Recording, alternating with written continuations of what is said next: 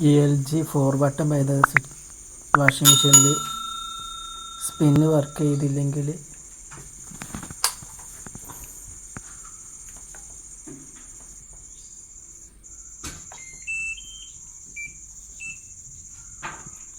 Wash work ചെയ്യുന്നുണ്ട്, പക്ഷേ spin work ചെയ്യുന്നില്ല. അതാണ് കസ്റ്റമർ കംപ്ലൈൻറ്റ് ആകുന്നത്. പോയി ചെക്ക് ചെയ്ത് നോക്കിയപ്പോൾ സ്പിന്ന് എത്ര നേരം കൊടുത്തിട്ടും സ്പിന്ന് വർക്ക് ചെയ്യുന്നില്ല.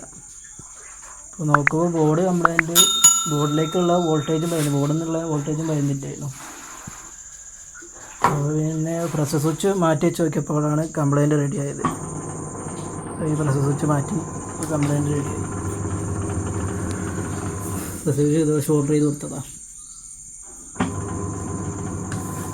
പ്രസ് സ്വിച്ചിൻ്റെ കംപ്ലൈൻറ്റ് ഉണ്ടെങ്കിൽ സ്പിന്ന് വർക്ക് ചെയ്തേക്കും, പക്ഷേ എററും കാണിക്കില്ല. അങ്ങനെ ഉണ്ടാവുന്നുണ്ട്.